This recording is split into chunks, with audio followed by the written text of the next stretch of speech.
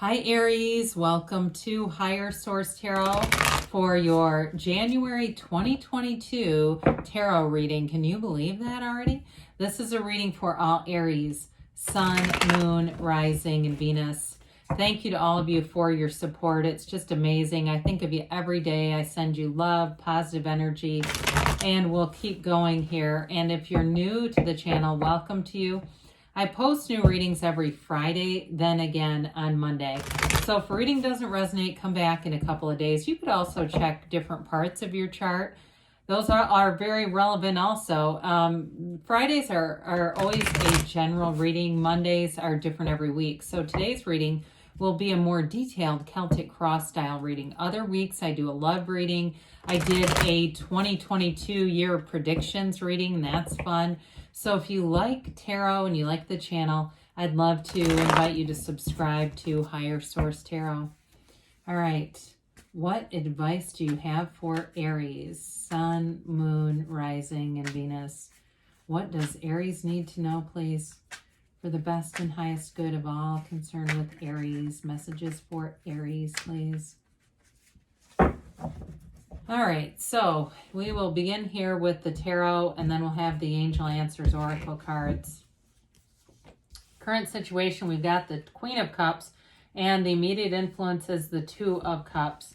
Now, your destiny, you've got the Five of Cups, but don't let that scare you off. You've got the Hierophant in the distant past, the Nine of Wands in the more recent past. You have the Seven of Swords coming towards you, but you're represented as the Emperor. Oh my God, is that cool? The person or situation you're attracting is the Empress. You have the Fool here in your hopes and fears, the Magician in the outcome. That is incredible. Well, I've heard a lot of astrologers talking about 2022 for Aries, and they say it's going to be your best year ever. I mean, ever. So that's big time. That is a big deal to have the Empress and the Emperor come out right together. We'll talk about that in a minute. But very important reading here. You've got 0, 1, 3, 4, 5. Okay, right in a row in terms of major arcana. And you've got the Sun here too. So we've got Aries, we've got Taurus here, we have Leo here, we've got water, fire, air, and yes. Okay, so with this, I feel like there's a new dawn coming with the Sun energy. The Ten of Swords represents an ending, but all that black in the card, that's ignorance. It's like something you didn't know. And I feel like whatever enlightenment you needed, if it's related to that Seven of Swords that shows up here, because it's kind of a weird card to have in this reading, honestly. It may be more about impulsivity and taking your time with things. If you tend to kind of, I mean, you're the initiator of the zodiac. You go, you're the one you want to be at a concert with. Look, I'm an Aries Sun too. And if I have if there's like a standing room only concert, I'm always right in the front. I get it. But in this case, there's something important there about learning from past mistakes, not kind of rushing into things. I mean, it's okay to be spontaneous, but not doing it so impulsively that you end up having to kind of go back and do damage control. That Knight of Pentacles will help with that too, though, because that's like measure twice, cut once, I always say. The Knight of Pentacles likes to do things meticulously. It's very stabilizing energy. It's an energy of delivering, though. You know, it's delivering the goods for the long haul. And then, of course, we absolutely love the Sun. The Sun is gains, riches, feeling on top of the world. It's synergy. It's also, too, for you, you're attracting a new beginning here. You're manifesting big time. And it feels like something you've always wanted. I feel like I'm going to sneeze. I apologize. Okay. Anyway, with the Sun, pardon me. With the Sun, it's an energy of high vibration. You've got that banner of victory, but you look at the scale of it. You know, the physical being is small, but when you're tapped into the power that creates worlds, you're mighty. You have a strong influence here. I feel like you're going to be attracting people left and right. You're making things happen, and you've got an energy to move forward in all areas of your life. There's abundance, prosperity, and there's definitely love here. So with the Two of Cups here and the Queen of Cups, twos are all about partnership in the tarot. And so, you know, it's duplication, multiplication, Yeah, multiplication. With the Two of Cups, it's a soulmate energy. So if there's somebody you've been separated from, I see them coming back around. I don't see it separating again. If it's a new love for you, though, it's solid. I mean, this is real love. It's an unconditional love. It's the kind of love that people search for. You know, the Queen of Cups here, too, she is an energy of, she embodies mastery of the cups. The cups are about love, but they're also about that great life. So it's overall any areas of your life. It really is caring about them, doing the things that you need to do to cultivate, investing in relationships, investing at work too. You know, this is the kind of energy where you care about the outcome. You care about what you're doing in the right now. And so with a relationship, I definitely see a life partner here and a relationship that moves forward. You're like best friends, whoever this is. I mean, it's really an important relationship for you. So the Five of Cups may indicate past disappointments. You know, the fives are all about mitigation, change, activity, and this is in your destiny. So some of you, if you've had previous relationships that really caught you, blindsided you, that you didn't think they were going to end. I do feel like too, if it's your family of origin, that there just wasn't a lot of love growing up or stability, that sort of thing. It's time to expect the best, expect miracles, because you're worth it. Allow yourself to be anything. Allow yourself to be in that great relationship, because there's billions of people in the world. All it is a matter of lining up with them. So with these two upright cups, it really with this, I mean, things are going to go wrong in life. We know that. We just don't want to go with them. So she needs to turn around, look at the cups, look at all the things that you've manifested, look at the power that you do have, that you clearly have in this physical reality, and go that way, go in that direction. There's a bridge right there that will take her home. That's all she has to do. It's just steps. It's all within reach. So it's very symbolic of having this more power, universal power within you, and not being so focused on, you know, what didn't work out, but being focused on what you can do next. And so with the Hierophant back here, this is a card of devotion. It is, for some of you, is not giving up with that Nine of Wands. If you got into a partnership or a marriage and something happened, it got out of alignment, because that's the problem in relationships. It's never with us and them. It's with us and them and them. We get out of alignment and things don't go well. We start to use our mind too much. The mind becomes the dominant partner in the relationship, and the mind looks for problems. The mind criticizes, judges, condemns, and that won't keep a partnership going. The energy of the Hierophant is an energy of love. It's commitment, devotion. It's also an energy of very high moral values. So I feel like somebody here, when you committed and you said forever, you meant it. If you made a vow, you meant it. It was not something to be broken. So if there's been an ending, I do see somebody coming back around here, but others of you too, I don't see you doing that twice. I just don't see you. I think you'll be much more discerning if that's what that's about. Now, others of you, this is also about higher education. Right down here, he holds those keys to the universe right at his feet. Okay, they rest there because of his mighty power. And so with the Hierophant too, he holds up his hand and says, be still and know. And what's interesting is the principle behind the Magician, the Hermetic teaching, is know thyself. Same as the Hermit. When you know yourself, you know the universe. Anything is possible. And so with the Nine of Wands, like I said, I feel like you don't give up here. It is an energy, though, of protection, okay? So if he's got a psychic wound. So there's something here that was painful. And I do feel like it was very unexpected.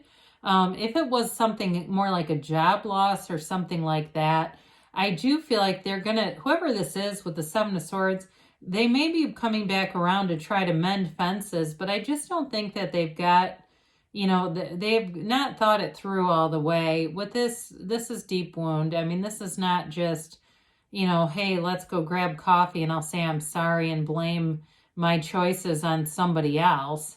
You know what I mean? This needs to be really met with true intention. And so I do feel like, though, with the nines, it's all about realization. It's about gaining understanding. And from this is how you go into expansion. It's that contrast. When you understand the contrast, you know what you want, and your focus, your point of attraction will be on your desires, not on that contrast. So the Seven of Swords comes in. The good news is about the Seven of Swords is the yellow background. Yellow in the background is like a very abundant environment. And so it's an environment here that's conducive to you handling this just fine, handling it with ease. And you have a lot of these yellow backgrounds, so we like to see that too.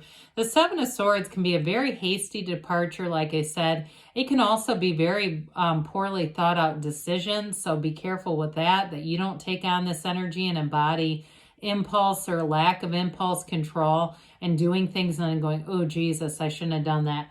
It could even, for somebody, I see somebody like cutting somebody off in traffic, that kind of thing, where you just go, oh God, because this is such a small part of the reading. I do feel like it's just more of a cautionary tale than anything else. I don't think there's anything really malevolent around you, because you're the Emperor. I mean, when you've got the Emperor, you've got the Empress, the Emperor, and the Magician here.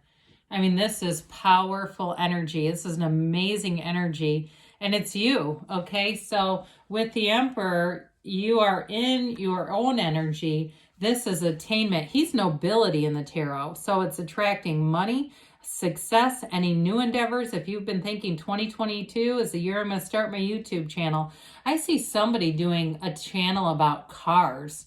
It's like giving reviews of cars. That's what I'm thinking. Something like that. It may be more of a lifestyle channel. Go for it.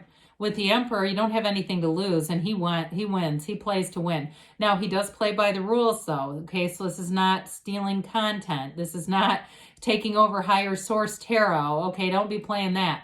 Because honestly, when people do that kind of crap, YouTube will give them strikes, and then your channel the algorithm won't respond to you. So anyway, with this, you wouldn't mess with that anyway. This is really being in this place of creativity. In a relationship, it's very protective energy. He's in that throne. Nothing is going to knock him off of that. The red represents his strong desires and his commitment to his desires. And when you're in that, the universe hears you. The universe delivers. Now, of course, the gray and the white, that's all about wisdom. It's learning from your past experiences. And so with this, you have a very commanding presence. On a job, I feel like people fall into line and want to hear what you have to say. They will line up for you in this energy. And the only kind of downside is sometimes you can feel a bit alone, like you're the one making all the decisions and nobody else has a brain or a voice around you.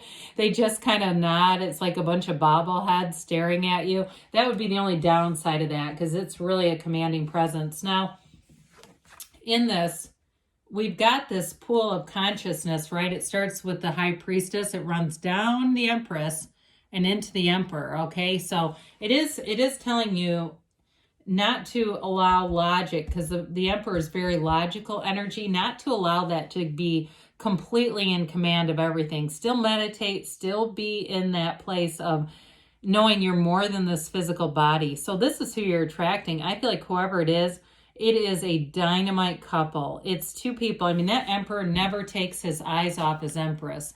You're always connected together. You may have a lot of differences with this, because it's like she's very laid back and just kind of, she lives in luxury. She loves luxury, but he's got money, so that works.